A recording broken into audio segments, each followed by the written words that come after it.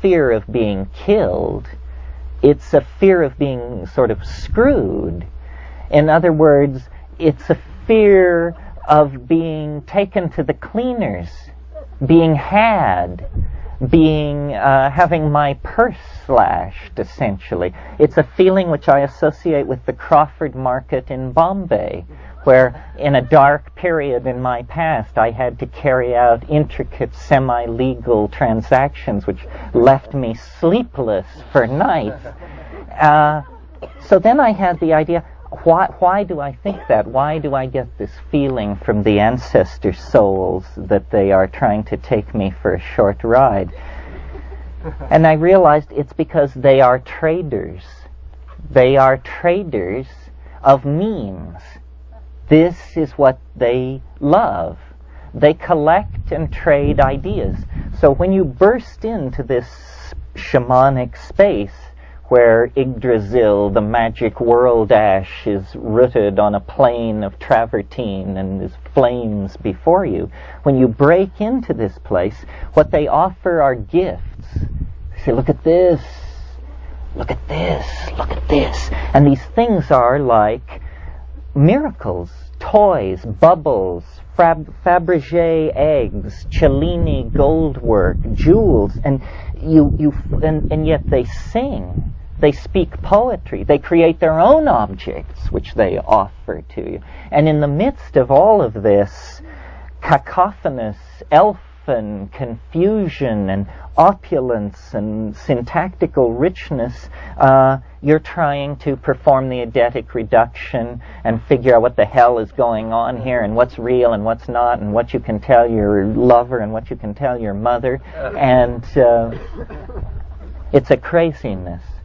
After many years of being completely bludgeoned by this kind of thing, I finally understood, through making a kind of composite map of these trips, many of them overlaid over each other, that the place that you break through to, and all the high-dose tryptamine experiences lead toward this, is it's like a receiving area for a human being. It's like a playpen. It's someone very odd's idea of a reassuring environment for a human being. You know, sort of a cross between French bordello and early hyperspace. I mean, there's a lot of cut plush velvet and chrome and warm and domed and you're supposed to like this. You're supposed to say, how thoughtful. And then, you know, but somebody is looking in from another dimension and saying, you know, the human subject seems to have accepted the conditions in the reception area, something like that. I don't know what to make of this. I mean, I started out a rationalist and have ended up the pathetic creature you see before you. Well, and it was because I poked into the wrong places. I discovered, and many of you probably have too, or are soon about to, that reality is a very thinly spun cultural fiction. And as long as you stay on Main Street, it all holds together pretty well, you know. But my God, just walk down one of these alleys off Main Street and you discover, you know, channeling, psychic healing, the dreams of Atlantis, the this, the that, an endless cornucopia of fuzzy thinking. And in that, you know, there are nuggets of genius, because Main Street is clearly nowheresville. I mean, it's just male-dominator, linear, post-Cartesian, high-tech, materialist, positivist, so forth and so on, the litany you know so well. So the great excitement for me in this shamanic dimension, and why I speak to it and what excites me, is the fact that here is something totally unexpected, beyond our wildest dreams. I mean, you may have believed in flying saucers, but did you ever believe that they would land in your bedroom? I mean, that's the promise which this stuff holds out. Something is curiously awry with our cultural machinery, and apparently we have a huge blind spot to a dimension of animate, organized, and non-human intelligence. You know, is it God? Is it the space people? Is it the goddess, the Gaian mind, the vegetable matrix of the planet, the light pump of the solar system? Who knows what it is? The fact is not to know what it is, but to experience it, to verify that this is going on. And that's the big news that the cataloging of cultural bric-a-brac brings back in the example of shamanism, saying, you know, oh, that turned out to be phony, and this was done with smoke and mirrors, and for this they used pig guts or something. But these people, and that was how I did it. I mean, I went to India years ago as an ingenue and sat at the feet of these guys and sought wisdom. And, you know, it wasn't until I got to the jungle that people were willing to show me into this, the dimension that exceeded my wildest dreams. I mean, that's it. And my dreams are pretty wild. And they were then, and I'm sure yours are as well. And yet, even if we dream together, we cannot dream the frontiers of what is possible, because in our world of entropy and tawdriness and betrayal and stupidity, there is also, you know, the unspeakable, improbable presence of this thing in these plants. And, you know, I believe it called us forth out of primate organization. I believe that history is an effort to come to terms with this, a kind of hysterical love affair with the unthinkable, where, you know, you embrace it for 1,000 years, then you burn all your cities and books and persecute it for 1,000 years, and then you go mad and flip the coin again, because it's here with us. It is with us, tangible, experienceable, and yet not rationally apprehendable. It is the confounding of rationalism. And rationalism is the weapon by which the ego segregates the world. Me and them, inside, outside, my tribe, their tribe, the good people, the bad people. This segregation of the ego. This is the neurotic response that somehow comes out of the trauma of our evolution on the planet. Our mother has been turbulent. Our childhood was turbulent. I evoked this morning when I talked about how 9 times the glaciers rolled south from the poles. I mean, we were left alone in the apartment a lot is the practical equivalent of this. So now, finding our way back, we can't get out of this mess without a miracle. I mean, it's like the Grateful Dead sing, you know, you need a miracle every day. And the only miracle around seems to lie in this strange domain of this shamanic dimension, that against all odds and probability, there is help or something nearby. Anyway, the strange flickering light of an unvisited farmhouse, and we're broken down on the road with a double flat and rain is pouring. So we are going to have to make our way toward this thing which beckons and which seems to have shaped our history. And these Amazonian people kept the faith.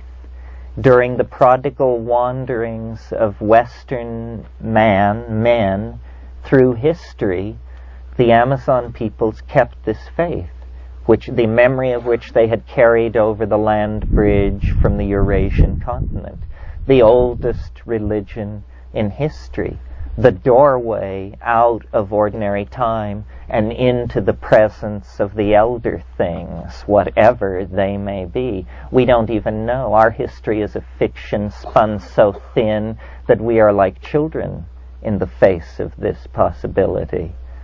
H.P. Lovecraft, where are you now that we need you? Well, anyway, that's just sort of a way of evoking the space, the depth of the mystery. What we are talking about is not bright colors or paisley wallpaper that is found not to exist in the morning, but the best kept secret in the whole history of the human race, the fact that there is this alien dimension nearby and accessible through plants at great risk and with great benefit, something to which we have become culturally completely deadened. And hopefully a gathering like this is a permission, now that we are poised with a knife at the heart of the world, to ask the question, what is the world? What is this thing we are about to kill out of our greed for condominiums and parking space? Do we understand what we are doing? Can we understand what we are doing? Difficult questions. Let's hope that there are easy answers, because we have hardly time for any other sort, because the momentum of this thing is so great. The answer must be nearby. It must be within us, because we haven't time to go anywhere else or meet anyone else and understand them and apply their solution. We don't have that kind of time. We have to dream it up. The submarine is sinking. Now, what are you going to do about it? Well, I think that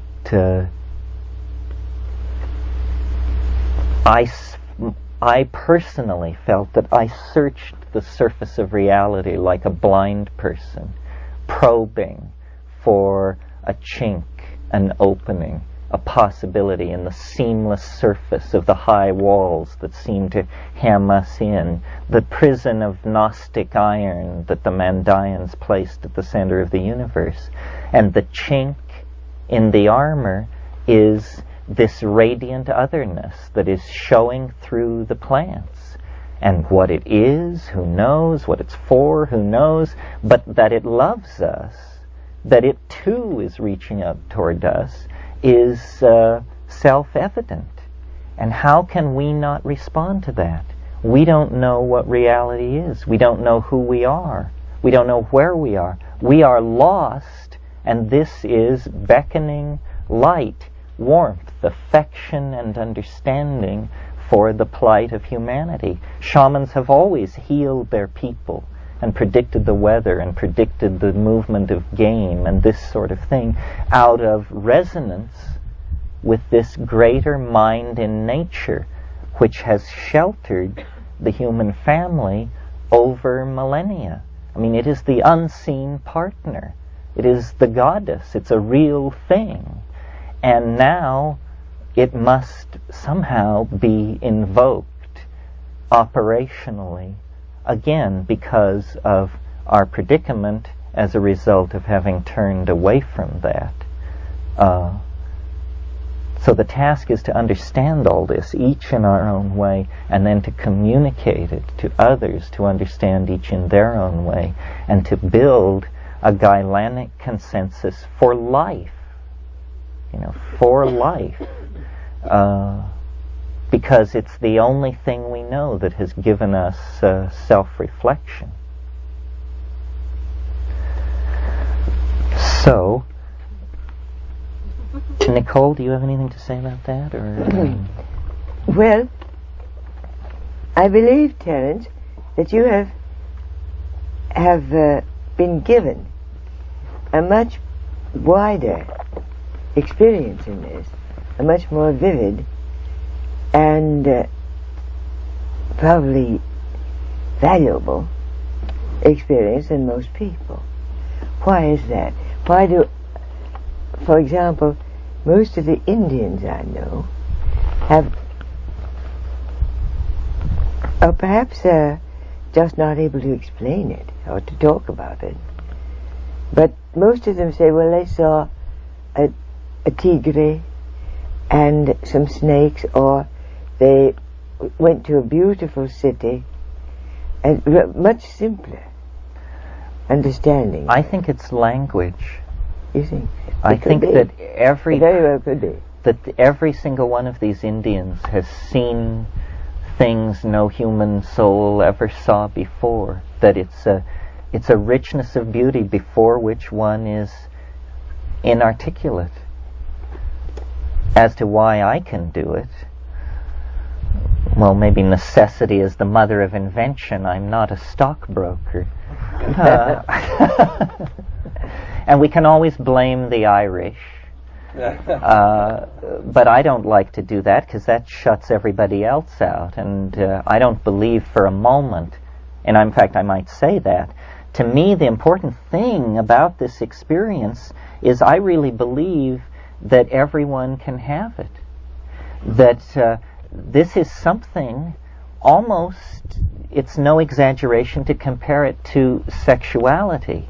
This is a potentiality in the human organism that if you go to the grave without knowing about this, it's rather equivalent to going to the grave with your virginity intact. This is an enormous area of what it is to be alive. I mean, and it blows my mind to think that the last 50 generations of people in Europe created all that philosophy and science and diplomacy and so forth and so on without a single person being stoned for a single moment all those centuries. I mean, it's pretty much gristle and beer, isn't it, folks, when you look at the accomplishments of European civilization. So I think it takes practice, though, to access these states, and I'll respond. That was another thing I was going to ask. Your initial experiences with anything like that? My initial experiences were kind of funny. It always seemed to hit me very hard. I was thinking the other day of, for some reason I hadn't thought of it for years, I think I was remarking the anniversary of it or something, about the very, very first time that I took LSD. And I took it in someone's apartment in San Francisco. And for me, the world divided into two great polar opposites. And perhaps it's still true in some strange way. One side of the thing was called the Iosteks, and they were like God. They were everything profound. I mean, to utter this word was to hurl yourself on the ground and press your face into the dirt. It was like invoking a Faustian flame, miles in extent. That was the Iosteks. At the other polarity were this something called the Pinkestairs. And they were hilarity and elfin dissolution into the minute. And I was just hurled between the antipodes of these two crazed, concrescent concepts for about 14 hours. And very peculiar. But by techniques, what I wanted to say was, because it will be useful, I assume, to people here, you do it in darkness and in silence and in reverence, on an empty stomach, free from distraction, with attention to breath. That's all. Now, what do we see? What does this operationally look like? It looks like a person sitting alone in a dark room, quietly breathing or meditating or something like that. That's all you see. That's the exterior manifestation of the sadhana. And what is going on is this person is navigating an internal river system of great complexity.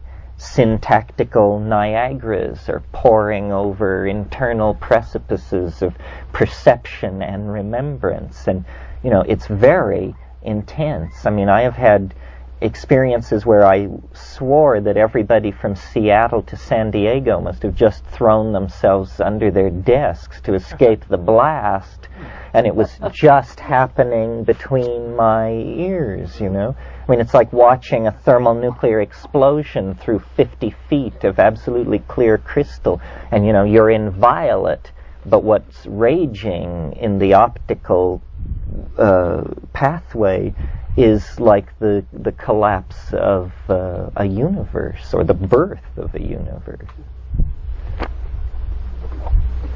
The first time you took ayahuasca, was it that intense? No, it took years of fiddling with ayahuasca because they don't make it right. I won't take anybody's but my own, just because they're not heavy enough on the foot pedal of the Psychotria. I think they want to. That's it. They want to graze the surface of it, and you know, I want impact. So I really push that because that's what fascinates me, the visions. I mean, some people say you're just a vision freak, that these wonderful feelings and thoughts, and it's true that all is there, but there is something so convincing to my mind about a hallucination, because it's so intricate and happening in real time, and you're just looking at this thing jaw agape. You could never draw it, you could never have previously imagined it, and yet it must in some sense be said to be yours because it's happening in your mind.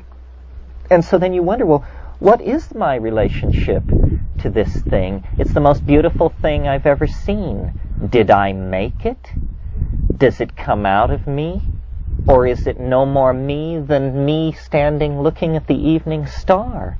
What is the source of this transcendent beauty that resides within the human nervous system? I confess I don't have the answer. I think that's I am basically a Platonist, and then when you couldn't support that anymore because of advances in modern philosophy, I retooled as a phenomenologist. But I'm still basically a Platonist, and I believe that the good, the true, and the beautiful are somehow facets of the same notion. And for me, the pursuit of beauty has been the fastest way to get entangled with the true and the good. Now, for somebody else, it might be different. But this beauty that we find resident within ourselves is, I think, the strongest argument that I personally know of, that we are more than clay, that we are, caught up in a cosmic drama of salvation and redemption of some sort. I don't say what sort. I'm very leery of that. But that, that we are caught up in a cosmic drama of salvation and redemption, and the covenant that she has made with human beings is symbolized by the psychedelic experience, in the same way that God's covenant with man was symbolized for Noah by the rainbow. The psychedelic experience is the magical iridescence that is thrown off ordinary matter, vouchsafing some kind of insight into a transcendent level of organization that is behind appearances. Anybody want to say anything?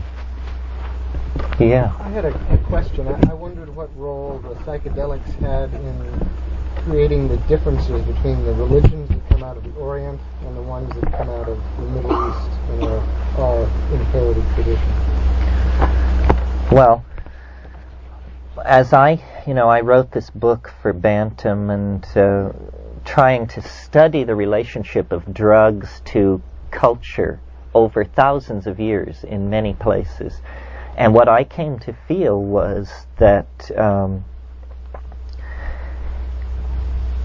in a cultural situation where you have a strong plant hallucinogen, one of these pipeline to the goddess plants, women will tend to be in the powerful positions in the society, because I'm convinced that women were the developers of language.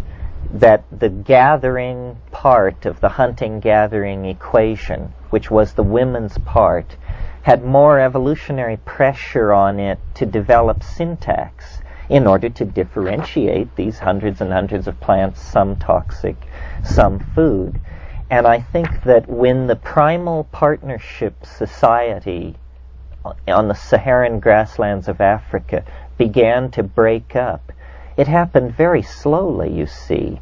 At the climax of the African cattle goddess mushroom partnership equilibrium, my supposition is that probably mushrooms were being taken every 2 weeks or month in a group situation with group sexual practices because of the CNS arousal component of the psilocybin being what was going on. Well, okay, so this is the experience that these people were building their civilization around, and it was an experience of boundary dissolution, tribal-mindedness, group sensuality, and group values. Well, as the African continent dried up and this pastoral lifestyle became more and more difficult to support, and the distance between water holes over centuries, we're talking now, grew greater, it became harder and harder to hold these mushroom ceremonies on time, to have this experience regularly, to keep it part of the society, and eventually it died out. And there was also another factor working here, which was as the climate dried, it became more and more important to find a way to preserve the mushrooms so that they could be used then at the regular ceremonies. Well, the preferred agent for preservation, I discovered in the Neolithic, was honey. Well, the only problem with that is that honey itself is a natural product subject to fermentation. So as the mushrooms got scarcer and the climate drier, and there were more and more preserved mushrooms in honey, and then fewer and fewer preserved mushrooms in more and more honey, you got a slow switch over to a mead cult, an alcohol cult. And at that very early period in the Middle East, then you get the emergence of the dominator model. At 9,500 BC, from Scandinavia to Arabia, you get what's called the Tanged Point Techno-Complex. Means suddenly a lot of chipped flint, not distributed along river bottoms where game was frequent, but distributed on the wrong side of walls around former habitation sites. In other words, war has come to the world of 9,500 BC. This is because great agriculture over-succeeded. Surpluses meant sedentary lifestyles and defense of inventories. And suddenly there were people who had food and people who didn't have food, and a whole economy of pillage and strife emerged. So I'm really very unenamored of monotheism in all of its forms. I understand its philosophical attraction. One, it's the attraction of simplicity. Let there be one God. After all, isn't that the simplest solution? But taking a Jungian tack on that, we image in our personalities the kinds of gods that we permit ourselves to worship. And if you have an image of God as omnipotent, omnipresent, infallible, all-seeing, this is the dominator archetype incarnate, and then everyone images it in their psyche, and you get the birth of the ego. This thing, it's like a tumor that forms in the personality in the absence of psilocybin. In the absence of psilocybin, these assumptions begin to get going about my territory, my women, my food, and there's no end to it. It's the death of everything. So this long strain of dominator culture that comes out of the Middle East gets unfortunately reinforced, whether serendipitously or by design is not clear, by the choice of a phonetic alphabet to put down these early Middle Eastern languages. You see, phonetic alphabet gives tremendous permission for abstraction, because what is symbolized is not a little picture, not the thing, but the sound of the name of the thing. So you're 3 steps removed. It isn't enough that you communicate in symbols. Here you don't communicate in symbols. You communicate in a still 1 stage further removed thing. So, cultural styles are, I believe, drug-based, based on very old relationships with intoxicants. And it basically divides along 2 lines. The soporific, these things which loosen social strictures and give permission to express the dominator model, and then these other more nebulous, visionary kinds of things. So it's a suppression versus enhancement thing. This might be a good point to make the point, since there's so much talk about drugs in today's world, that the pro-psychedelic position is an anti-drug position. That should be clear, because the way I think of drugs and what is objectionable about them is by analyzing cause and effect. Well, what is it that we don't like about drugs? Well, we don't like that they cause unexamined, repetitive, self-destructive behavior. In other words, they make you stupid and self-destructive and habitual on those items. Well, this is precisely the kind of behavior patterning that psychedelics break up and destroy. You cannot carry out unexamined, self-destructive, habitual behavior in the presence of psychedelics, because they will show you too strong an image of the consequences. You know, these amazing statistics that were reported with curing alcoholism with LSD before they made LSD illegal, where they would give chronic alcoholics 1 500 gamma LSD trip with a sitter, and something like 60% of these people were going dry and sticking with it. Well, people said, my God, LSD is a cure for alcoholism. No, it's a cure for stupidity. It's not a cure for alcoholism. That's infantile. It merely gives you an image of the consequences of your behavior. And this image is so horrifying that you modify your behavior forthwith. Yes. Yeah. I would like to ask Nicole, please. I wasn't clear, and I would be very interested in when you experienced, for example, the ayahuasca with the people. Was this with women or was this with men? It was with a mixed group. Was it a mixed group? Yes.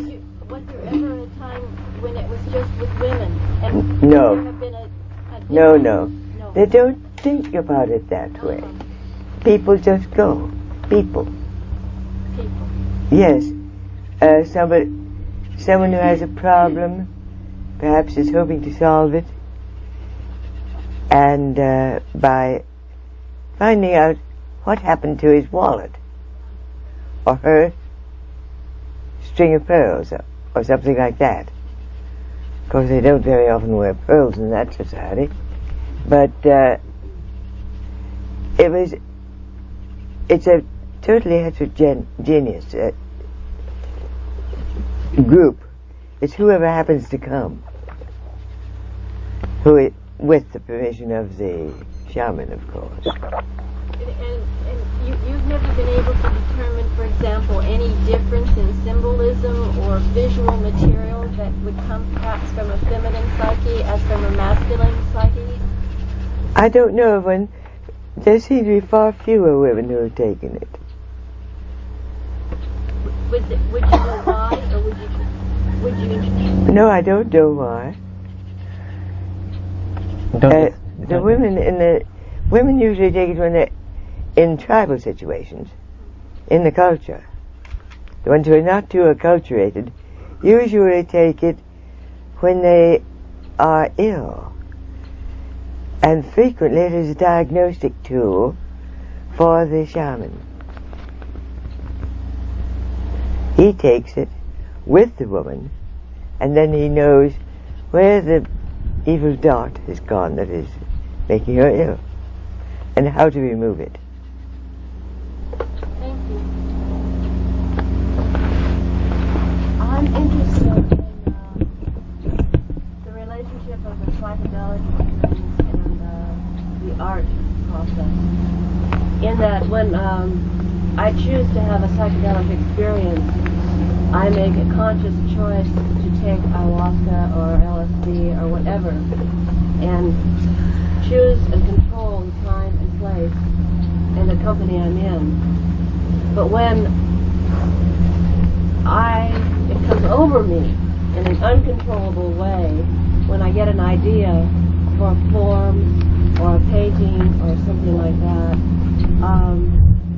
it's not something that I can control. And it's a similar process in that you go into a different experiential mode. And I found that we can sit here and talk about this and we laugh about elves and things, but in the real world, people don't like it. It's like Main Street, what you were talking about Main Street. If this happens to me and I feel like I really need to do my work because the muse is there, I can't say, well, the muse is here, I have to go paint. Somebody else empty the garbage. People get angry at me and say, that's irresponsible. There's no place for an artist or a seer unless you've got, say you're Terence Mckenna, so therefore it's okay for you to come off the wall because you're going to be funny and entertaining, but it's not okay for just, any old person like me to do that. You're about to get what you came for. Yes, it is. Yes, it is. You lose your job. Well, then you can do what I do. The reason I do this is because I lost my job, and no, I mean, I see what you're saying. I mean, it is problematic. If one person believes it, it's a psychosis. If two people, it's a folie à deux. 3, a cult. 4, a movement, and so on. What we're trying to do here is empower the meme, give permission, and say, you just got comfortable with gays and black people. Well, guess what? You're now going to have to elbow over one step further because there are all us lodies out here. And we're tired of being thought of as stupid. We're not stupid. In fact, we're smarter than you are. And, we're tired of being this is not the Cheech and Chong hour. So, and the deeper answer to your question about art is I think that these two things are basically spun together and are completely one and the same process. I mean, on a historical scale, the way I think of these psychedelics as they're catalysts for ideas. They are actually like enzymes. An enzyme, let me define a catalyst first. A catalyst is a chemical which makes a reaction go faster, but it isn't itself consumed in the reaction. And an enzyme is an organic catalyst. Okay, so psilocybin, these things, they're like organic enzymes for creativity, for the imagination. We have this peculiar faculty called the imagination. It's like a wonderful, omni-adaptable hand. It's an internalized hand. We use the imagination to grasp situations and to remake models of reality. And this is what's given us the one-up on the tapir, the cheetah, the gorilla, is, the imagination. Now, artists have always been, the carriers of the banner of the imagination. But it becomes much more cogent and pregnant with importance in the modern context, because the whole cultural enterprise is becoming designed. I mean, I don't have to tell this to people from LA. LA is one of the most heavily designed cities in the world. The entire cultural fabric, the coral reef of human accretions, is becoming an expression of art. And I think this is, we might as well talk about this now, or at least brush by it.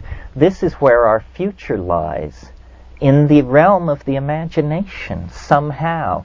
I mean, I can't quite put all the pieces together for you this afternoon, but some afternoon I will. It's just not, I don't know what to say yet. It's too early.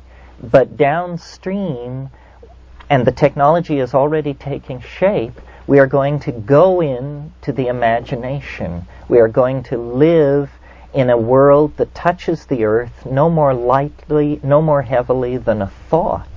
And this is a reasonable cultural goal. Money can be made doing this. This is not sky blue stuff. We can retool the culture toward this revivifying of archaic sensation, and make money at it, and back off a little from this other thing, which is so tremendously destructive. And it basically has to do with turning it over to artists. People ask, what can I do? What can little me do in this onrushing planetary chaostrophe that has seized everyone? Well, I think the answer is cognitive activity. Dance, poetry, painting, writing, computer graphics, code writing, whatever your gig is. But cognitive activity is our salvation. It always has been, and it must be now. There's no going back. Dream the dream. Yeah. Don't you think that's what virtual reality is heading towards or trying to express? I mean, I'm curious what your opinions about the impact of virtual reality will be on culture. Yeah, well, yes. Do you all know what virtual reality is? I don't. No. Virtual reality is a technology. Remember, you heard it here first. Virtual reality is a technology which is developing at lightning speed. And it basically involves a helmet and a glove. And you put on the helmet and you put on the glove and you throw a switch and you're in another reality, a virtual reality. And you can feel objects in this reality through your glove, because the glove has sensors embedded into it which react to a complex computer program which tells the glove to bend as though it were gripping a ball. And then you feel a doorknob in the virtual reality and you open a door and walk through, and so forth. And the people who are developing this have great hopes for it, clearly to make money, which it obviously will. But we here under this tree are sophisticated McLuhanists and understand that media always has a feedback loop into cultural self-image, and that we cannot put on a Dior gown without feeling like a party where that would be appropriate. And what virtual reality holds out the possibility of, that these people have clearly grasped, is we are going to be able to show each other our fantasies. Of course, yes, all the trivial ones first, but then everything else, you know. And here is a tremendous dimension in which art can function. Imagine if we each could show each other our dreams. What an enriching thing that would be for design. In other words, for the topological manifold of visible culture, because we see all these things in our dreams. But I think that this is only a trivial aspect of what virtual reality will make possible, because the people who are associated with it are no strangers, I think, to psychedelic perspectives. one of the strange things that happens in the DMT intoxication is this language which is seen, not heard. These elf-like creatures in this other dimension have a syntactical way of communicating which is visible. They don't communicate with sound, they communicate with light, which condenses into these crystalline, toy-like, semi-organic, self-transforming, highly colored things. Those are syntactical structures of some sort. They mean something. Well, you've heard me talk about the communication systems of octopi, that octopi have this very highly evolved nervous system, and all over the surface of their skin there are what are called chromatophores, specialized cells which can change color. And octopi, when they wish to communicate, they have traveling bars, blushes, dots, stripes, all this stuff flowing over the surface of their skin. Well, notice that they become their syntactical intent. That's what's actually happening here. They are not, as we do, our method of communication is to make small mouth noises, which are transduced across space as sound, reconstructed in the brain of the hearer, and then a dictionary is consulted, and the commonest meaning chosen for the incoming sound. As ways of conveying information go, this is what you call a very low-grade signal. It's a miserable way to transfer data. But if you could see what I mean, if I could literally cause my concrescent intention to appear before us and rotate like an object in space, we could take a step forward toward telepathy. Well, in the virtual reality, paint boxes and toolkits are being created in the software realm that will allow people. Jared Lanier, the great brain behind some of this, is interested in what he calls non-symbolic communication. Non-symbolic communication and the more perfect logos of the DMT ecstasis are the same thing. It's a moving, visible modality of intent that you see, you don't hear. So I think the virtual reality opens up the possibility that, my mother used to say, if wishes were horses, beggars would ride. I actually look forward to that day. I believe that that's within reach, Anybody else? What's Dianic? Gylanic. It's a term that Riane Eisler introduced in her book, The Chalice and the Blade, and it means related to Gaia, related to the goddess. Have you all read The Chalice and the Blade? No. It does all this spade work for me. Riane and I appeared right here a year ago. She's a brilliant woman. She's born in Vienna, an archaeologist, has given her life to understanding Middle Eastern prehistory, the archaeology of it. And it is, when we talk of dominator versus partnership societies, we're using Riane Eisler's words. You see, we want to get completely away from the gender polarity of talking about a matriarchy versus a patriarchy. First of all, there is very little evidence for a true matriarchy. What seems to have happened is that there was this thing called a partnership society, which gave way to male dominance, dominator society. But in the original hunting-gathering thing, that equation was fairly well balanced. The men hunted, the women gathered. There was pressure on the women to develop language. This they did. This allowed them the notion of agriculture and pastoralism and the husbandry of cattle and a cycle of nomadism based on mushroom use, husbandry of cattle, and a mixed hunting and gathering ecology was what existed in Eden, really. And then the story I told you of the drying. You know, if you look at the story of Genesis, it is very clearly the story of a drug bust. I mean, this woman ate of the fruit of the tree of life, and she gave it to her, and then there was this problem, and Jehovah, musing to himself, says, they must not do this, because if they do, they will become as we are. Not it's bad, or it's poisonous, or they'll make themselves sick, but they will become as we are. Well, how plain does it have to be, people? I mean, it's right there, embedded in the ur-text of Western civilization. The story of the woman's fascination with the dimension brought by the plant, and how this had to be suppressed in order that everything could be a bring down for thousands of years.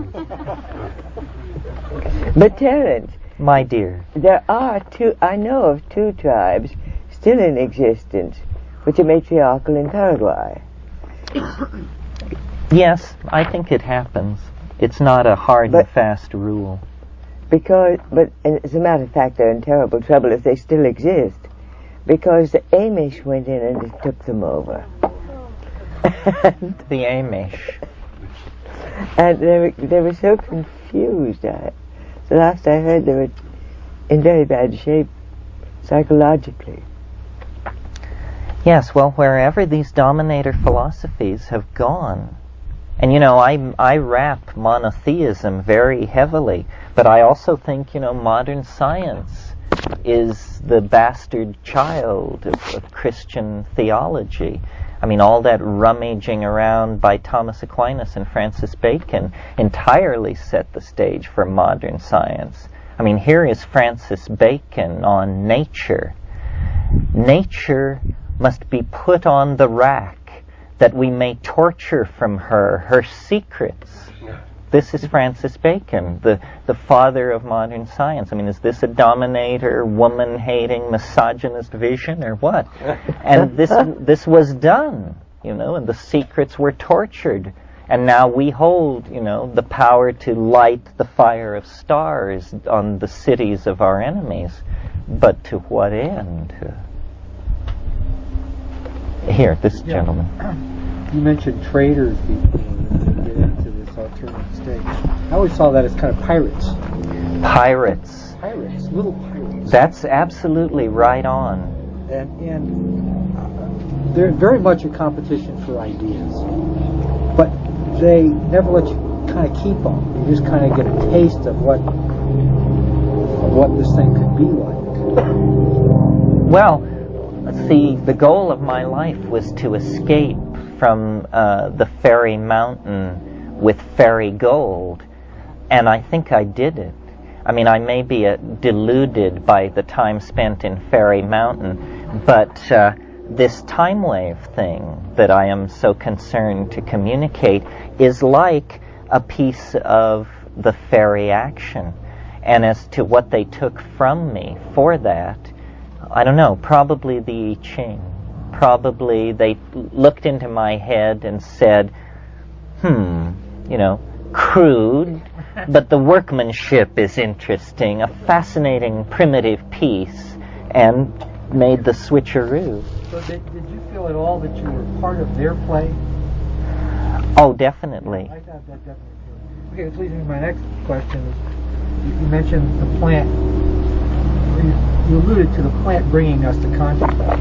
And the big question for me is why? Why would the plant lead us to consciousness? Why would it? Yeah. Why would the plant call us into consciousness? Well, it's, you know, or maybe you don't know, but in the introduction to the book that Dennis and I wrote on how to grow mushrooms, the mushroom makes a little speech there. It says, "I am old, 50 times older than thought in your species. I come from the stars, yet I've been on Earth for ages," so forth and so on. And there it says, what you have that I want is hands. You have hands. You can move matter. I am like a cobweb spread through the soil. I am so diaphanous. I touch the earth so lightly. And then why? What are these hands for? Well, then you touch on this peculiar theme in the mushroom, which is its apocalyptic tendencies, its millenarian tendencies. It sees the solar life as circumscribed. It thinks in terms of a galactic radiation of its genes through space and time. It doesn't want to be trapped on one mud ball when the star that it's orbiting goes up. This question of the dynamics of the sun is very interesting. I don't know why, the alien thing that it is, why it would call us forth into organization. There are some things that are that we can't comprehend. I mean, when you confront the other and you begin to dialogue with it about these things, and it begins to lift the veil on these vistas, it becomes unbearable. Ultimately symbiotic. Ultimately symbiotic, and ultimately somehow for purposes of departure. Right. The theme of departure, whether it's to another continuum, that a doorway will open and we'll go, or down into the crystalline substructure of the planet, or into the wind. But the theme is that we are finished here. It's interesting that these plants have these messages, because I don't get this from ayahuasca.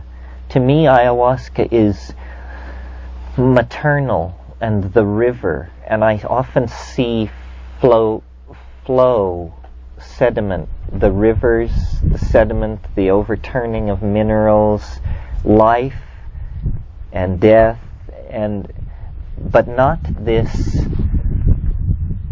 let us go where no one has ever gone before. On your feet, mankind, the great adventure, and it begins to, march out into this inflated but perhaps true vision of a destiny for us, that we have a destiny, that there is more for us than saving this planet. That must be done. But maybe it's a test, save your planet, and then we'll talk to you. I don't suppose you have on your agenda a debate with the drug czar? Actually, within the last 3 hours, the very possibility was raised, showing that we all resonate together. I suggested to Joan and to Gigi that the drug czar be invited here, and that I believe you should meet with your enemies. I love this idea. If any of you have read Encounters with the Archdruid by John McPhee, it's about David Brower, the great conservationist, who was such a radical conservationist that the Sierra Club threw him out.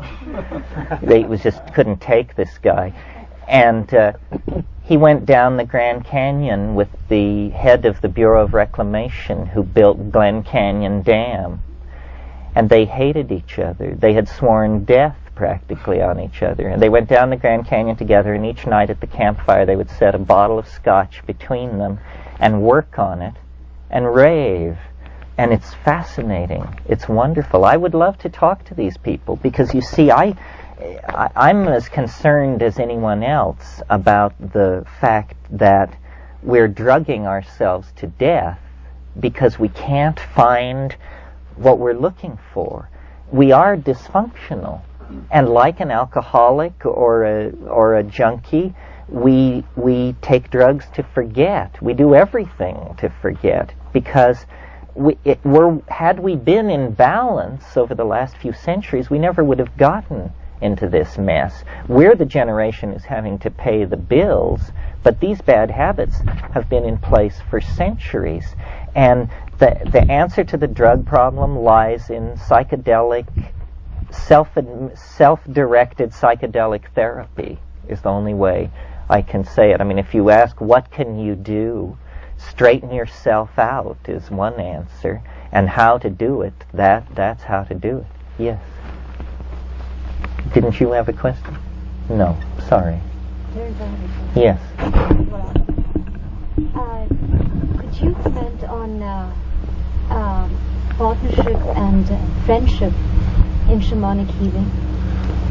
I asked Nicole and she said you know best. Partnership and friendship.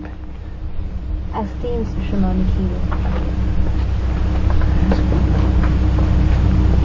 Well, shamans are fairly irascible people, I've noticed. They, Mircea Eliade talks about this in his great study of shamanism, and I think the phrase he finally settles on is essential but peripheral.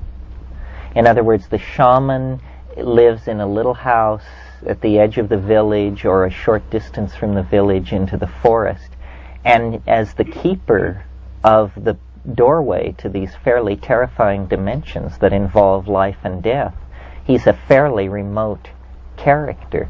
The friends of shamans are usually shaman themselves. The apprentice relationship is a whole other issue, and in my estimation has been very perverted in the Eastern way of doing things.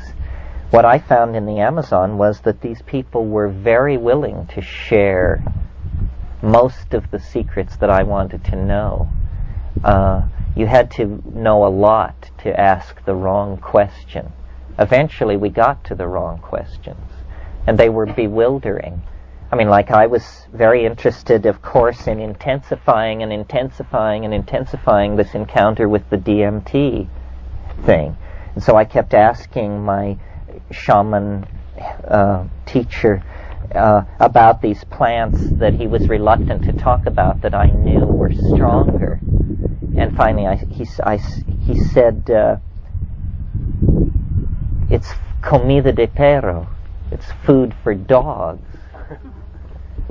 And I didn't know, since my Spanish is so terrible, whether this was an idiom or literal. And he said it's mal y bizarro, strange and evil, and not for Christians. And what he was talking about was simply a more intensified state than what he was working with and curing with in the ayahuasca sessions.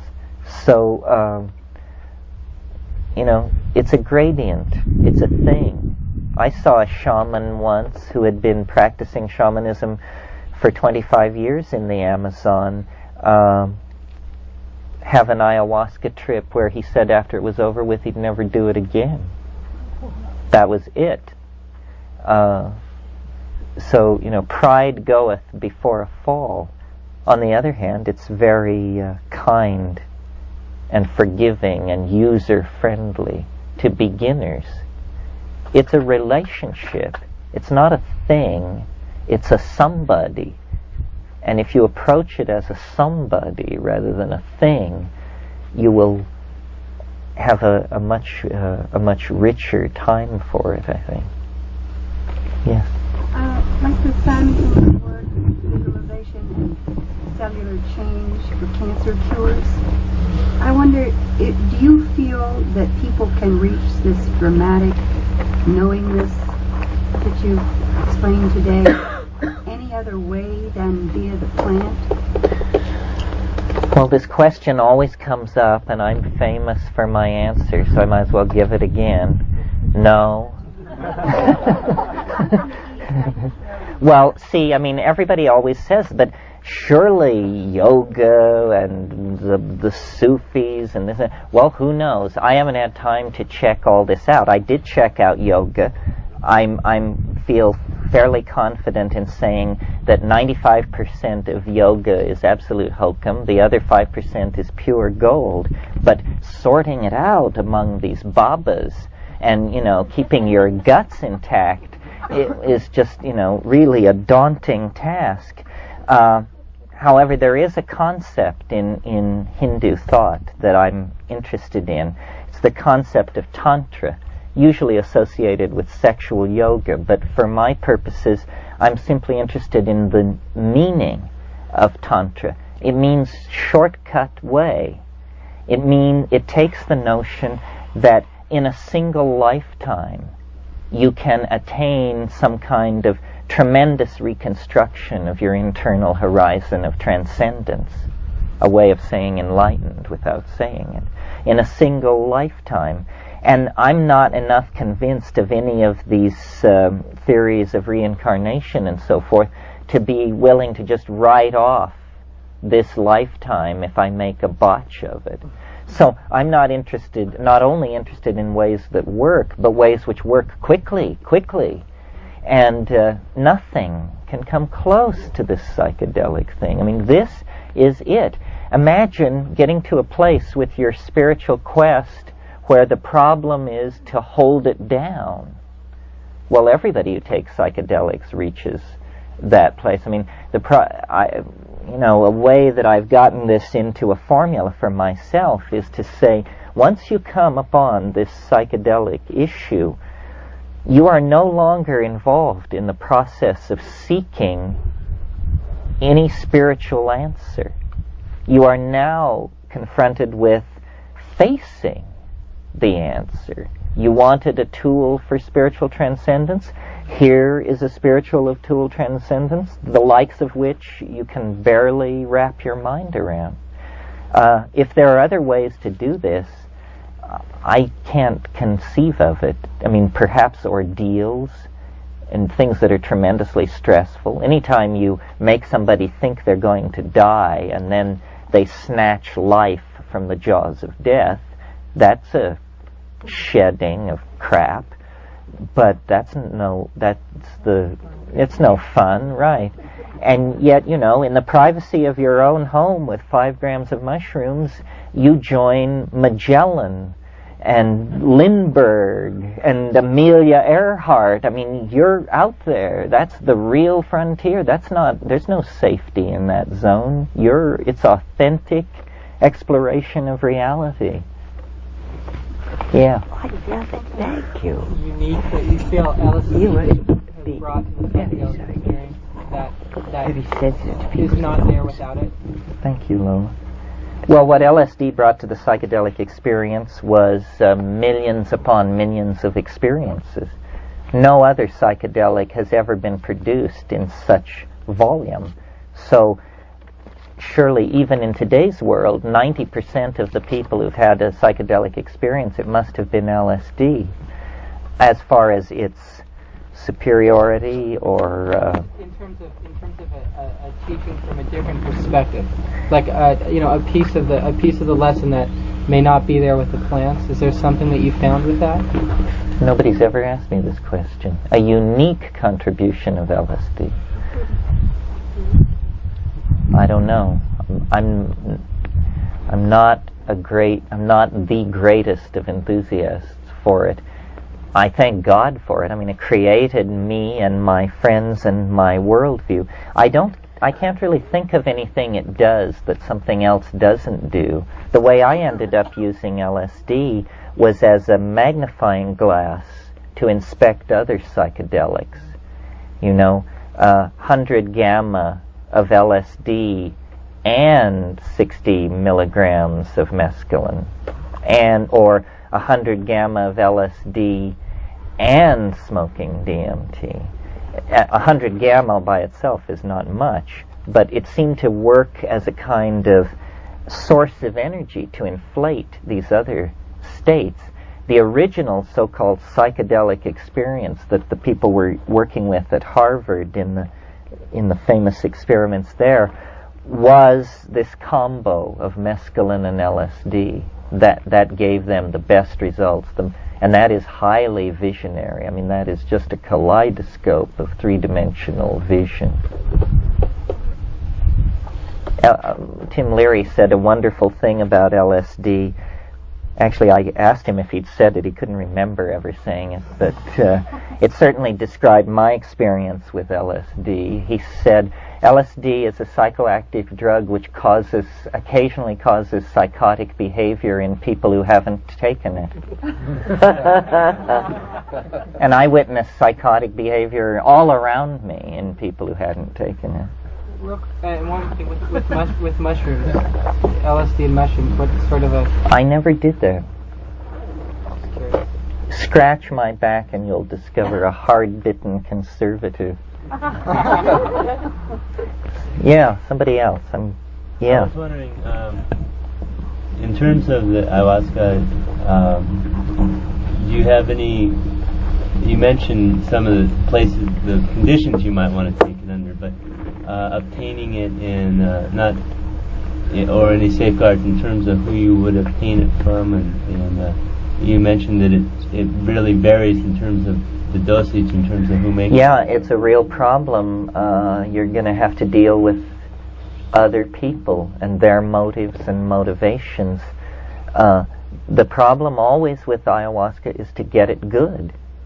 And you never know, till you're out there, whether it's going to be good or not. So all I can say to you is, hone all the social skills you need anyway to get ahead in life, and it will aid you in discerning shit from shinola in the realm of ayahuasca as well. By good, do you mean intense? Good ayahuasca? Yes, strong visions. You want it to be strong. If it isn't visionary, I would be skeptical of everything being said around it and about it, because that's what it must be. That's the quintessence. Yeah. In the Amazonian society, the shamans are one. They're a minority within the culture, and there's one in each group.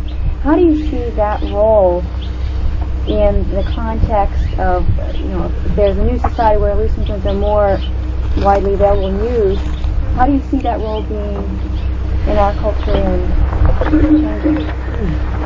Well, the obvious institution which is in place to do something with this is psychotherapy in some form. But I don't know, psychotherapy is so wrong-headed whether it can be reclaimed or not. I spend a lot of time talking to psychotherapists because, they're frontline workers in the realm of the mind. A professional class has to be created of people who do it and who then provide guidance to other people.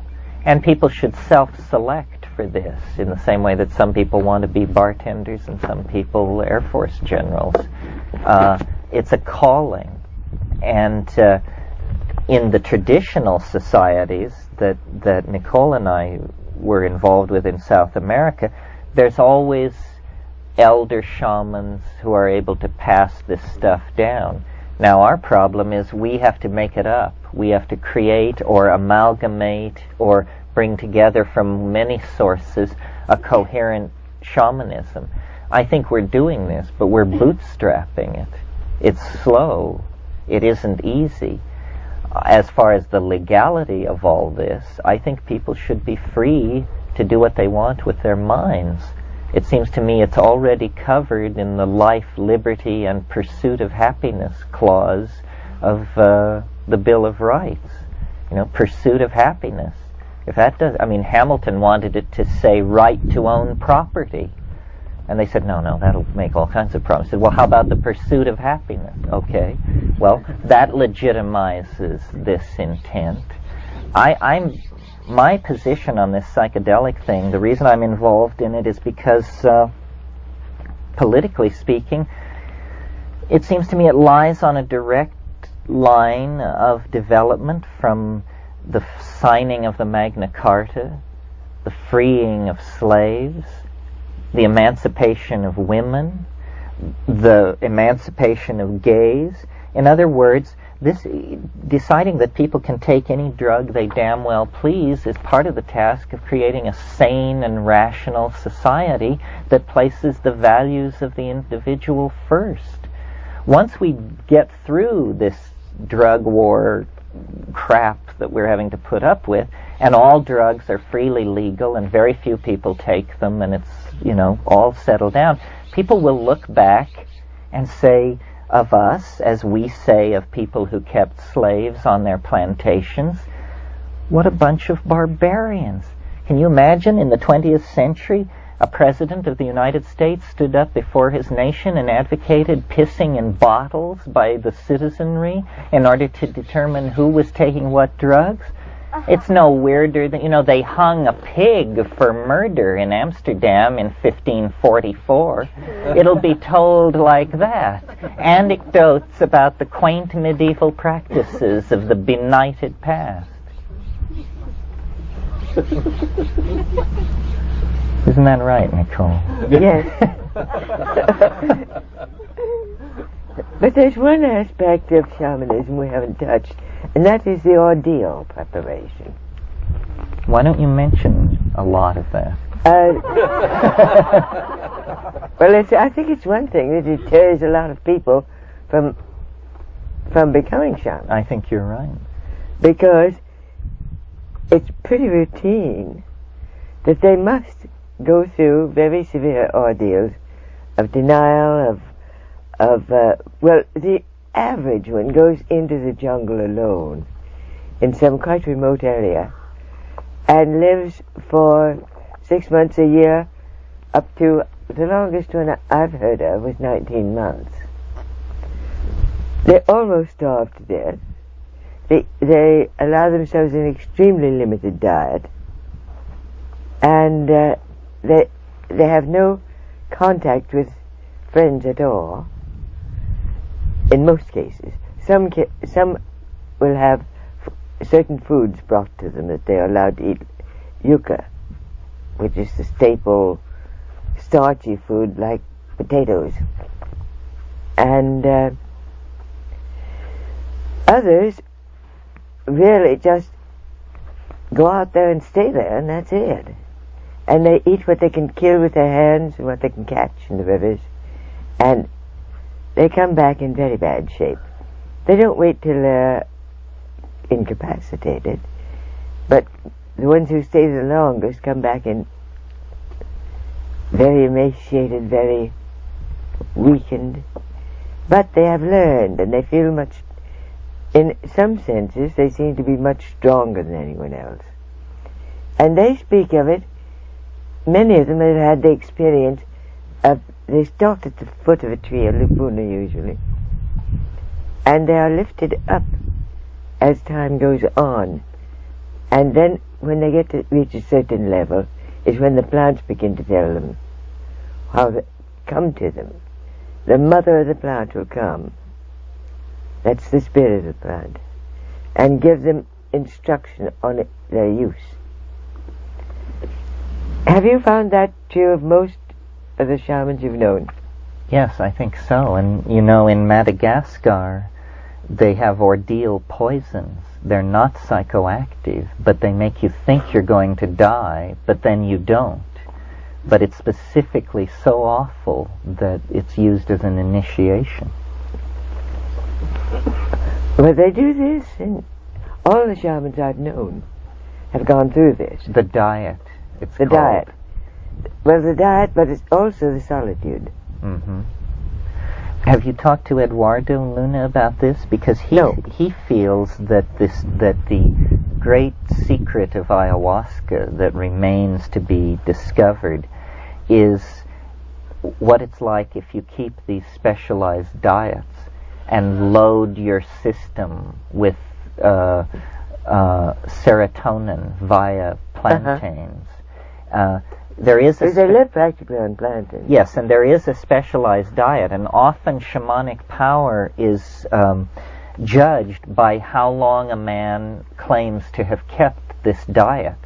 Now, this is an area none of us have explored. Rare enough here is the person who... Well, Eduardo went into it in a small way. He did it for about 10 days or so, but I saw, you see, I haven't had a chance to talk to him much. I saw him only very briefly when I was in Peru in January. So here's a frontier for self-experiment. What is it That's like to keep accessible. These high start? Well, the diet is plantains, which are these cookable bananas, and a very little bit of fish and yucca, and that's basically it. No greens, no sugar, no alcohol, an extremely minimal diet. I mean, almost as spare as a Tibetan No fruit. diet. No fruit. No anything, except those things. And a lot of ayahuasca in isolation. I mean, daily dosing. Yes. And living in a little hut, being served by a child who's the only If they are person served, you no, see. some of them don't even have that contact. Uh-huh. But they do consider the plant the mother. They speak, no, it's not just that. They speak of the spirit of the plant, which, because there's a very strong animist belief, which you can find pretty easy to share when you get in there. And they call it the mother of the plant. I don't know why, but la madre de la plante dice. The mother of the plant will tell you. Well, This, it so much interests me is that in Western culture, you know, the idea that a young man has to, in the mythology, has to go out and leave his mother in order to, and leave all the feminine in order to become strong and be a man. well, they do that in the initiation periods in a number of tribes in South America, I think. But it's a brief period. Well, this experience of dissolution is experience of dissolution into the maternal matrix. Mm-hmm. I'm sure it's felt like that. It's a dying and a being reborn, and surely these early people and people on that level of culture today must have experienced it that way, as a death and a rebirth. Ken? How is the plantains prepared? Boiled. Isn't that a disappointing Occasionally answer? roasted, sometimes roasted too. Sometimes roasted, never fried. They're really... Oh, they never fry anything anyway because they haven't any fat. Jungle... One reason that India is sort of... One of the reasons, I think, is... Have you ever seen a really fat Indian? I haven't. At first, they probably haven't got the genes for it. But also, their food is practically fat-free because jungle animals are running. It's lean meat. The fish they're very few fat fishes. And they have no source for fats. They don't use the palm fats except when they eat certain palm fruits. And so they don't fry anything. Yes, people have the wrong idea about the jungle in the sense that people think, well, it's so much vegetation, there must be a lot of food. But you see... You can starve. You can starve. People have. The evolution has been so tight for so long that no excess protein is being produced. And if it is produced, a bird, a monkey, an ant is gobbling it up long before you get near it. And then you gobble up the bird, monkey, or ant. That's right. Especially those ants with the big behinds. Yes. Were you ever among Muinani? They stick straws down into the anthills, and all the ants latch on, and these Muinani children would pull these things out of the anthills and put the ants in bowls of water and smash it up with a... No, I haven't seen that. Yeah, it was delicious. I've seen them, but the worst thing I had was having to eat live termites. Live termites.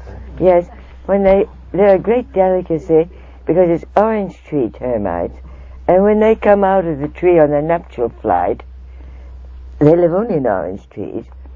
The kids catch them with a gourd full of water, and as they crawl out, they brush them into the water, and of course they're stuck there. And so it's a great treat to them. So when they offered me some, I naturally felt I had to accept. And I picked one up, and the wings came off. And that rather upset me, because my idea of a good time is not pulling wings off flies. Yeah. And I learned later they just come off then anyway, because pretty soon they're going to stop flying. And the kid said, well, the wings don't taste good anyway. Go ahead, eat it. So I did. But though the taste wasn't too bad, they were rather like weak orangeade. Okay. But it was the most. I can take Masato in quantity, love it. Don't you? I learned to like it.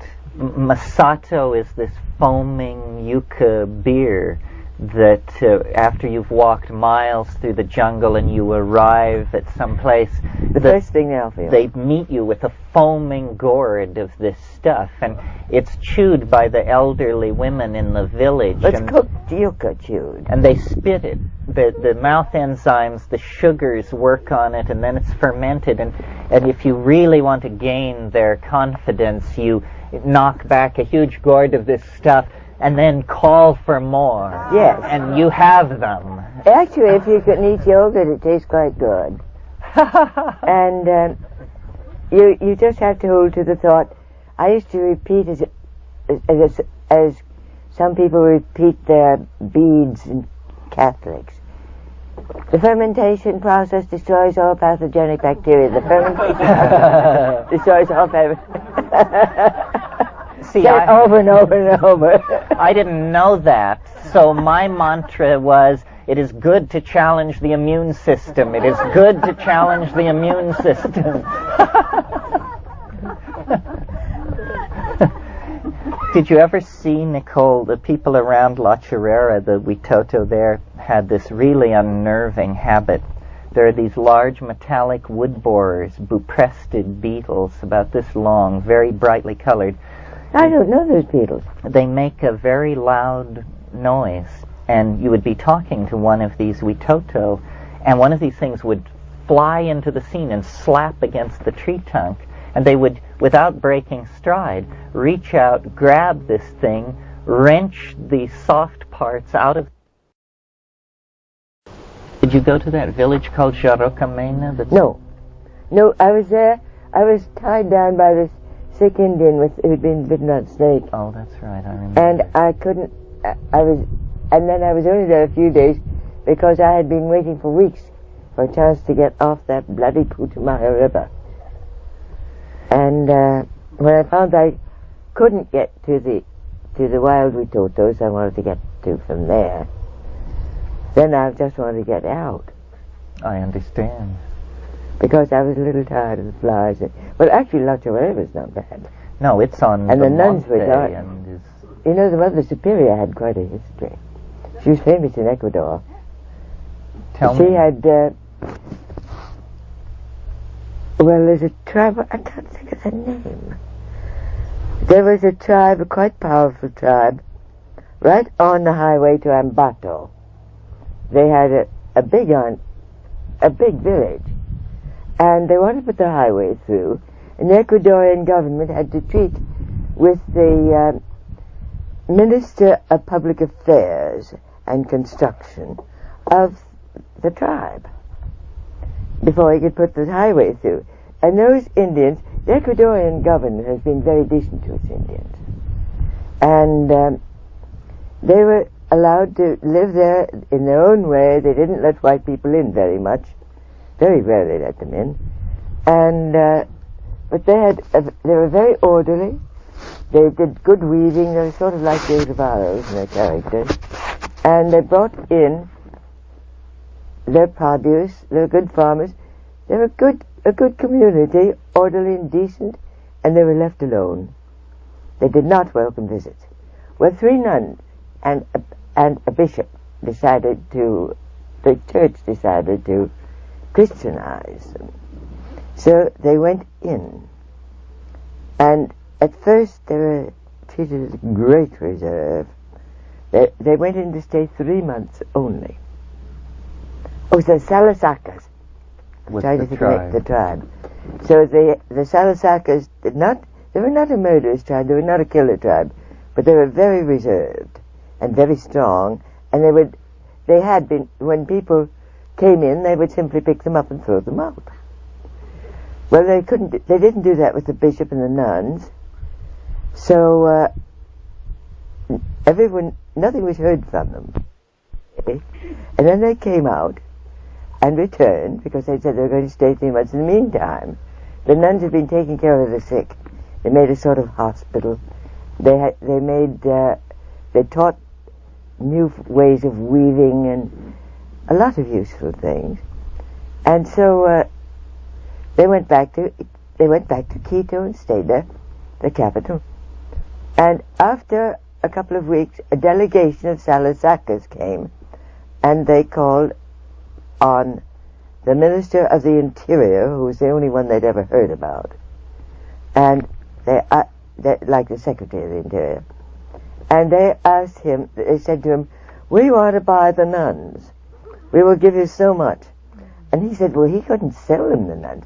You couldn't buy a nun. They thought he was trying to put up the price. So they kept offering more and more, and they were very prosperous people. And finally, they finally got it explained to them. Then they went to the president, who at that time was Gallo Plaza, who was very amiable, very interested in Indians, and very decent guy. And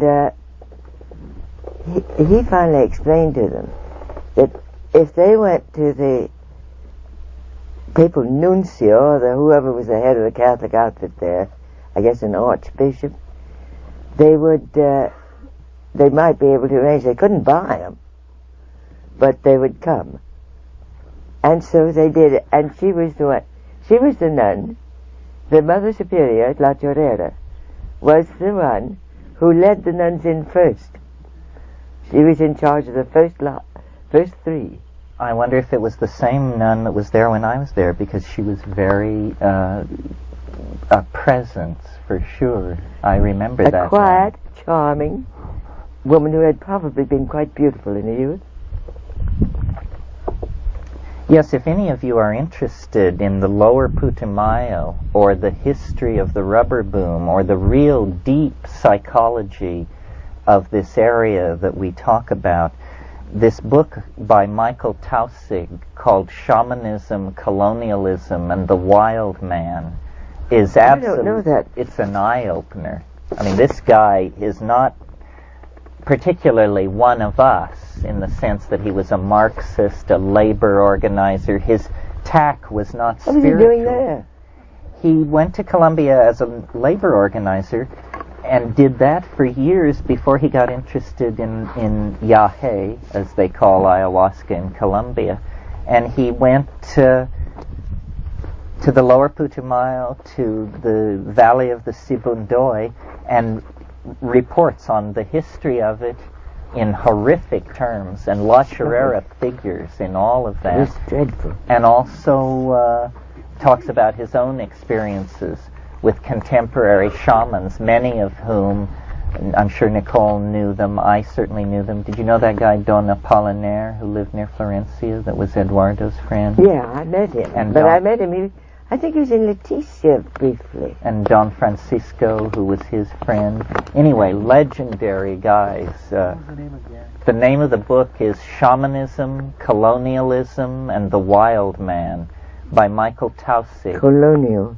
It's University of Chicago Press, and just eye-opening book. Needs to be read, will not be read by many people, but quite a masterpiece, I thought. Taussig. Other questions or issues? Yeah. For Nicole, do you think a delegation would be willing to come to Washington from any of those tribes to speak for not being defoliated in the drug war? I am sorry to say that most of them have been absorbed into the drug culture, into the drug bending. They've been quite corrupted. In the first place, to them, coca has been something you grow, and when they grow it for the cocaineros. Well, why not? Because they've always grown it. And then after they get a lot of money, which is very bad for them, and they lose all sense of responsibility. They become drunks very easily. It's a strange thing. The American Indian, too, takes to alcohol. You see, in their native setting, in their original culture, one of the strange things about South American indigenous people was that there were no alcoholics and no drug addicts, at least in most of South America. It's simply unknown, and most anthropologists will tell you this. And I was asked to attend a meeting of, what was it, the something or other, it was years ago, some psychiatric organization. They wanted to know, they called me and said, we want you to tell us how the Indians handled alcoholism and drug abuse. And I said, they don't handle it at all because they haven't got it. And then they said, you've got to come now, you've got to come. Well, the answer did not please them at all, because the answer is discipline. And that was not particularly fashionable with the psychiatric outfit. And you see, what happens is if a man, for drug abuse, you have too much respect for the ayahuasca or whatever they're using. For the mother of the plant will get even with you if you treat it disrespectfully. And anyway, it doesn't do any harm to use it. As for alcohol, they drink a certain amount of masato, which is alcoholic, mildly, every day, first thing in the morning. It's part of their food. They drink about the same amount that the average French family would drink of wine, and in much the same sense, much the same purpose. And so, if a man, nobody is exempt from a great deal of hard physical labor. The hunting is hard. The house building, everybody must participate in. Doesn't matter if you're the chief, the witch doctor, whatever. You do it. You work with the rest of them. And if a man's loaded, well, he's not going to show up for work. He's not, or if he does, he's going to be pretty sloppy at it. And also, you may be at war with the tribe next door. You can't afford to have drunks wandering around. And so, if on a very few rare occasions someone has done too much drinking habitually, the first thing they'll do is the older men of the tribe, because the political structure is very weak in the Peruvian tribes at least, they will get together and they will call them on the carpet and say, you don't do this anymore. You're going to work, you're not doing your work properly. No more masato. Stop it. And he will stop. Or if he doesn't, then the next step is everybody laughs at him and points.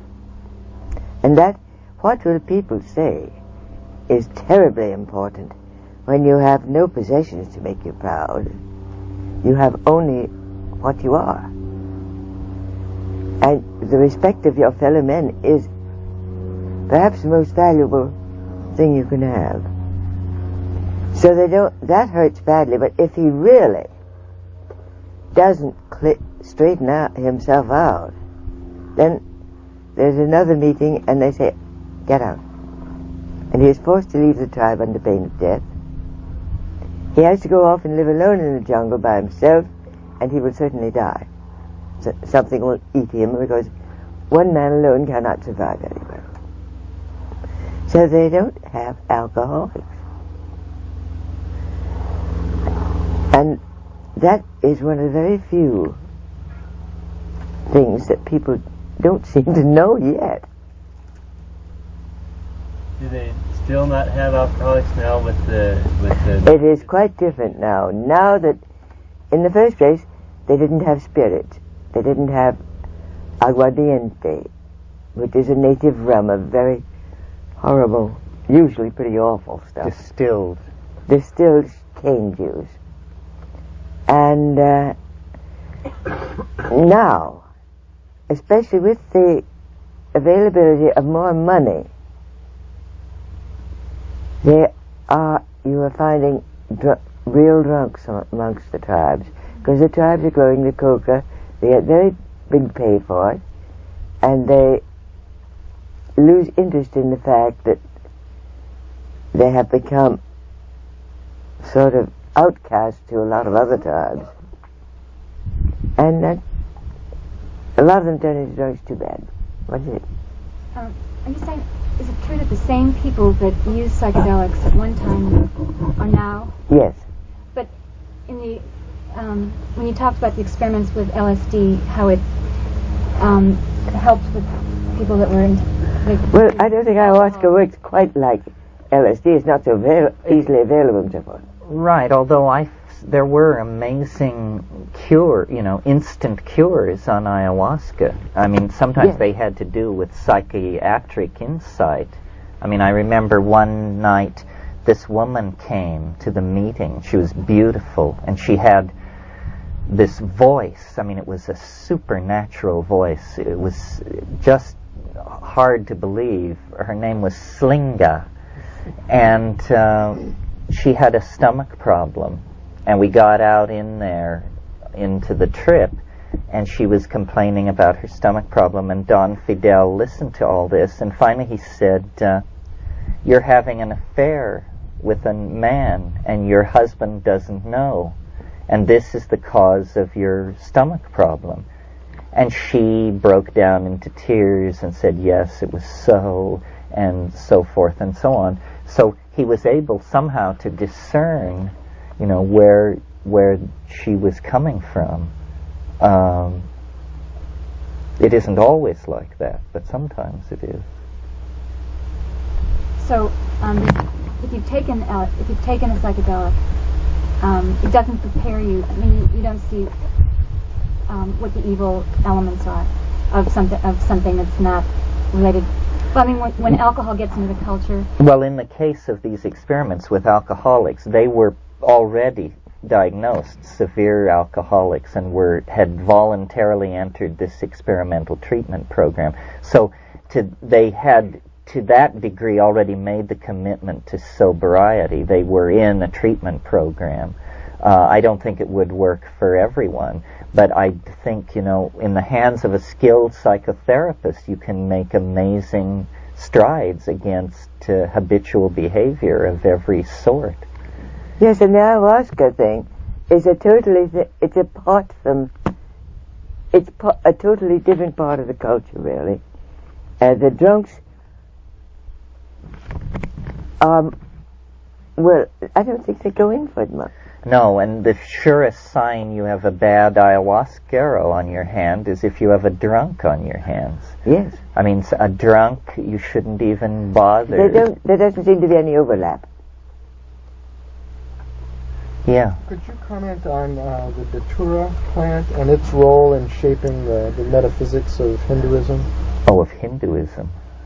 Well, I'm not really qualified to talk to that. I mean, Datura is used by sadhus to this day. In Benares, you will see in the gutter the broken open pods. And when years ago, I lived in Bodhanath before there was pavement to it in the Nepal Valley, and on full moon nights the people would lock all the doors on the lower floors of the houses, and these sadhus would come into town naked with their Shiva tridents in the middle of the night and attempt to break into the stores and stuff, intoxicated on Datura. It's very difficult to keep control of that. It's a kind of, I don't consider it a psychedelic. The best description is deliriant. It's a kind of delirious frenzy where your awareness of what's going on seems to extend no more than about 5 seconds into the past. And you don't know where you are or how you got there, but you're going full tilt. No, I've had a lot of, my focus is fairly narrow. I've tried a lot of things, but many of them only a couple of times because they weren't doing what I wanted them to do. Datura is dangerous. Datura is dangerous. Very dangerous. In that image of the dancing Shiva, the Shiva Nataraj, it's the Datura plant that's up there in the crown of his head. Is it? I know the Shiva Nataraj very well. Yeah, that's one of the things up there in his crown, along with the Datura magics that seem to me to work the best are not when you go for a full-on crazed intoxication by eating the root or eating the seeds or something, but how about if you just take a flower and wad it up and squeeze one drop out of it onto the middle of your forehead before sleeping at night? Or put a flower, a friend of mine claimed that the way you take datura is you plant it by your bedroom window, and then you leave your bedroom window open at night. I've also been told that if you put it under your pillow, you will sleep beautifully. It isn't true. I tried it. Well, let's see. We're down here after 5 o'clock. Why don't we take one more question if there is one, and then Alan, did you have something? You changed your mind? Anybody? Yeah. Tolerance built up? Build a tolerance to the effect? Of ayahuasca? Well, you take it so rarely that I don't think you build a tolerance, no. I mean, taking it once a week is taking it a lot. You know, I mean, it's... even the shamans tell them take it more than maybe twice a week. The one I knew who took it the most took it twice a week. I don't think you build tolerance. You see, maybe this is a good point to end on. Another really interesting thing about ayahuasca that distinguishes it from all other psychedelics is that the two things which it runs on, beta-carbolines as MAO inhibitors and DMT to fuel the visions, are both human metabolites on the natch. You have both in your brain all the time anyway. Granted, not in such radical concentrations, but nevertheless, they're there. So consequently, the brain is very well able to deactivate and turn ayahuasca in the brain into harmless byproducts. So it's a very mild thing in that sense. It's the only strong plant hallucinogen I know where you can actually say you feel better the day after you took it than if you hadn't taken it. Because, you know, most of these things, there's an energy debt and a depletion. But this is not true with ayahuasca. It actually carries you up to a higher energy level and leaves you there forever, as far as anybody can figure out. And this is quite amazing. And if you ratchet yourself slowly, you enter into, I think, this place that these dieters are probing. This place where, you know, self is perceived as world, world is perceived as self, all action is appropriate, everything just unfolds with this kind of magnetic intensity. So I like to think of ayahuasca as merely a shift in the natural chemistry of the brain rather than an actual encounter with an exogenous alkaloid. Okay, well, thank you very much. Your attention to these details is very gratifying. This is not easy stuff. We'll be back this evening, hopefully, with something a little lighter. Thank you. And thank you, Nicole. You're good. I thank the indulgence of the audience. The audience is intelligent. Morning, try to move this along and maybe get a kind of consensus. There's no closure, but maybe consensus. And then we'll talk together and answer questions. We're sort of over the hump here this morning. The general layout of the thing is now clear. The idea is that you should now begin to self-direct it so you get input on whatever issues are outstanding for you in all of this. I thought this morning I would just talk a little bit about my view of time and the planetary crisis, the historical crisis, and relate all this back to the ecological crisis. Someone in fact this morning asked me about what did I think about the large number of occult prophecies about the approach of some great phase transition in the life of humanity. Either we are about to experience the glory or be contacted by benevolent extraterrestrials, or the coming of the Buddha Maitreya is hailed as just around the corner. Well, rationalism just rejects all this stuff as the fantasy of a paranoid streak in the collective imagination. But it's interesting how many psychedelic travelers return with maps that suggest that there is some immense perturbation ahead of us in time. And since my whole shtick is about stressing the primacy of experience, the primacy of intuition, I think we have to at least take seriously as phenomenologists this testimony, this persistent intuition of an approaching transform. On one level, it doesn't appear irrational at all, because we can look around us in the world and see the acceleration of all kinds of tendencies. The rising density of population, the rising strain on the availability of minerals and petrochemical fuels and this sort of thing, the increasing density of electromagnetic radiation from human-generated sources, the increasing density of mutagens in the environment, the increasing availability of information of all sorts on all topics, the factor that I indicated yesterday as being behind the psychedelic revolution. Well, what are we to make of this process of intensification, coalescence, concrescence, knitting together that seems to characterize both the natural and the human world? It obviously cannot be propagated infinitely into the future before all these factors become asymptotic and can't be imaged anymore.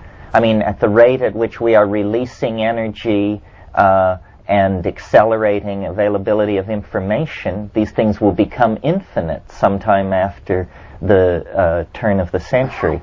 Well, what does that mean? And why does the intuition of it so haunt the fantasy of Western religion and the psychedelic experience? And to answer this question, I have sort of had to, I don't know whether I underwent a conversion away from rationalism or a reconversion back to scholasticism. But, keep your eyes open on this one, because I may be leading you down the primrose path. Nevertheless, it seems to me what we need is a 12-gauge shotgun.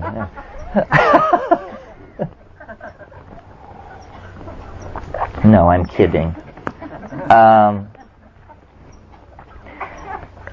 My friend Ralph Abraham is a proponent of this school of mathematics called chaotic attractors or dynamics.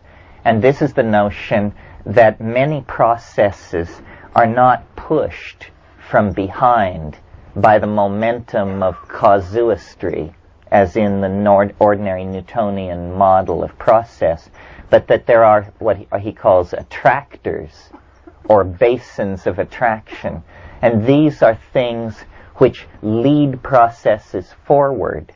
For instance, a somewhat trivial example would be if we had a large bowl and a marble, and every time we released the marble up near the rim of the bowl, we would notice that it unfailingly rolled to the bottom of the bowl and located itself somewhere near the center of the bottom of the bowl. We could say that the bottom of the bowl acts as a basin of attraction for the marble.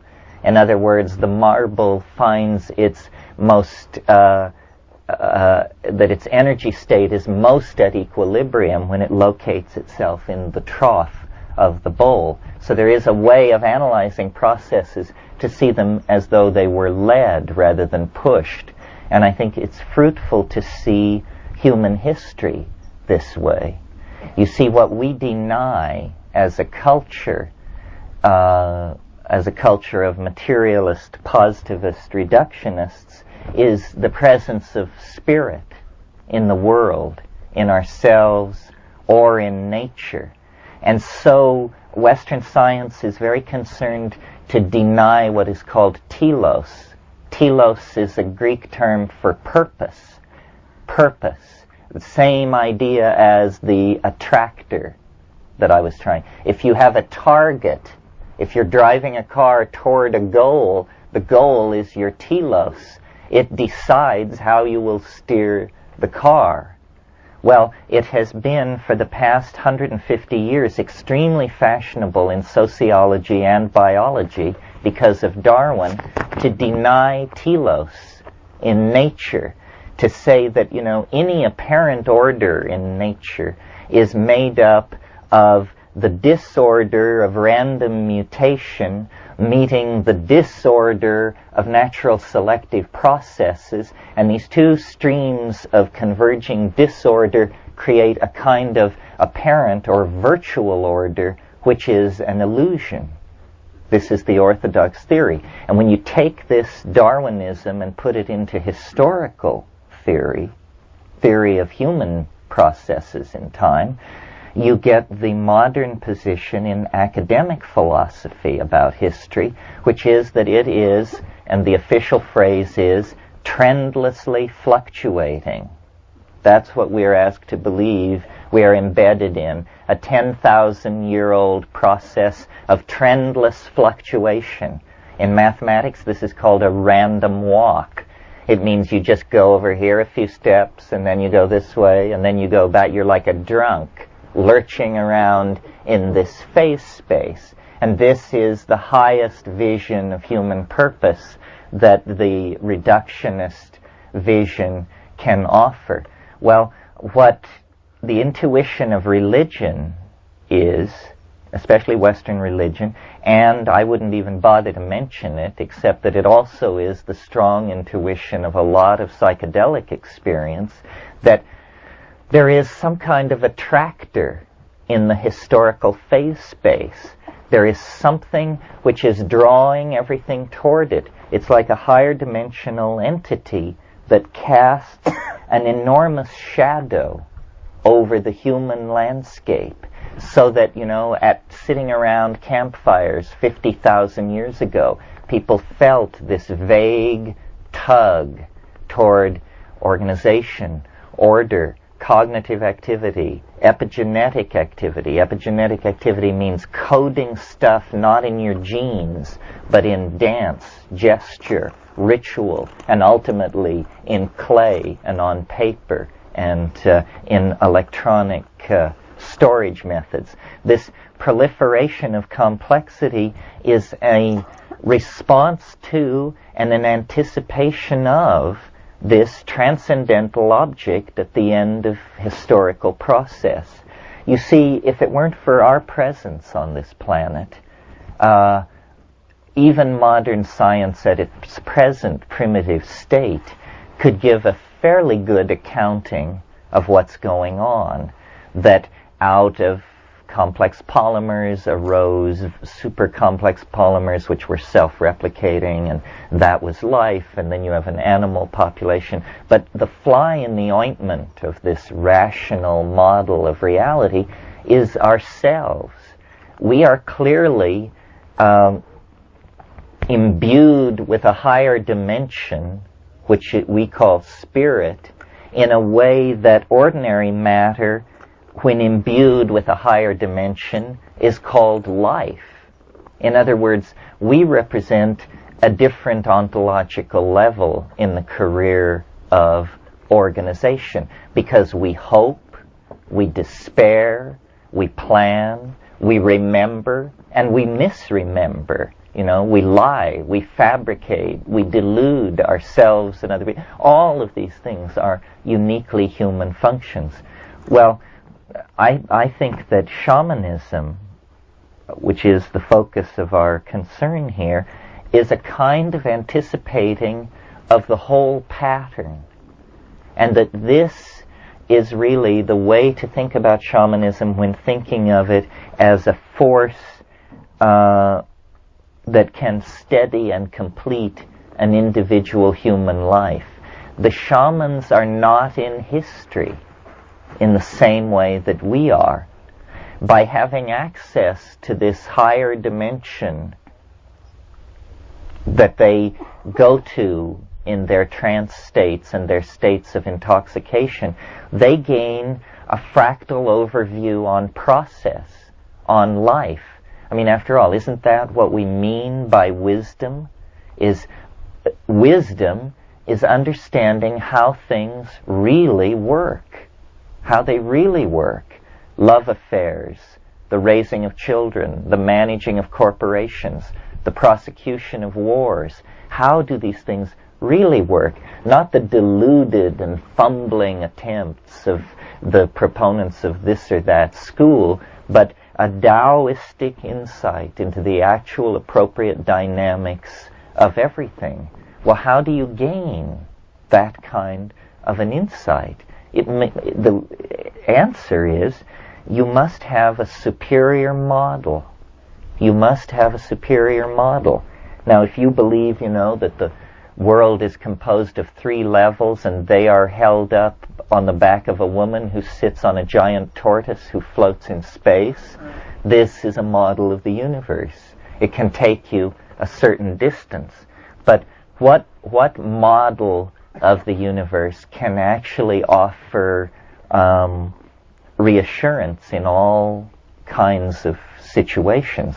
Well, strangely enough, I think that these models come from the frontiers of mathematics, that it is not mere coincidence that the storms of visionary hallucination that the shaman encounters are very much like the storms of form and color that are spewed out of a Cray 3 supercomputer when it conducts 1,000 iterations per second inside the Julius set or the Mandelbrot set or one of these other compound complex mathematical objects that we are beginning to see.